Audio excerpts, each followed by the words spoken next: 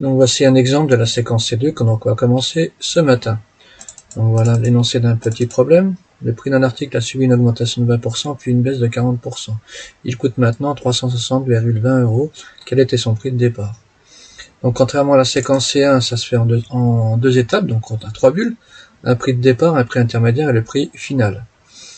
On va commencer déjà par traduire l'augmentation de 20%. Comme on a appris dans la séquence C1, donc 100% plus 20% égale 120%, plus puisque c'est une augmentation, qu'on va traduire fois 1,2, parce que 120 divisé par 100, ça fait 1,2, et on va traduire ensuite la baisse de 40%.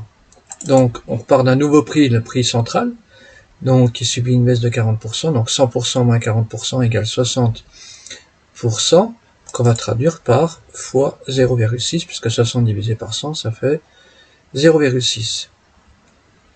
On connaît donc le prix tout à la fin, donc 367,20.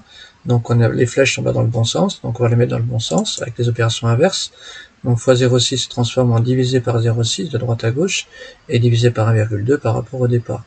Donc on va effectuer le premier calcul, 367,20 divisé par 0,6, ça fait 612 € le prix intermédiaire. Et 612 divisé par 1,2, ça nous fait 510 €, donc le prix de départ. Donc l'article coûtait 510 € au départ. On va faire une autre question. Donc nouvelle question, de quel pourcentage a-t-il baissé entre le début et la fin? Donc on veut savoir, pour passer de 510 à 367,20 directement, combien il a baissé. Certaines personnes diraient que augmenter de 20%, baisser de 40%, donc moins 20 plus 40, ça fait plus 20. Donc c'est comme s'il y avait une baisse de 20%. Donc on va vérifier. Donc on va faire apparaître donc la flèche directe du début à la fin. On va faire un calcul tout simple. On va multiplier le 1,2 fois le 0,6 si on trouve 0,72, donc fois 0,72. Donc ce 0,72, on va le traduire ici comme c'est une baisse entre 510 et 567. Donc 100% moins quel pourcentage égale quel pourcentage. Donc le 0,72, on va le traduire donc en 72%.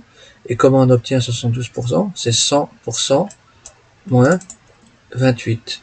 Donc ce qui en réalité, le prix a baissé directement de 28% et non pas de 20% comme une grande majorité des gens pourraient dire. Voilà.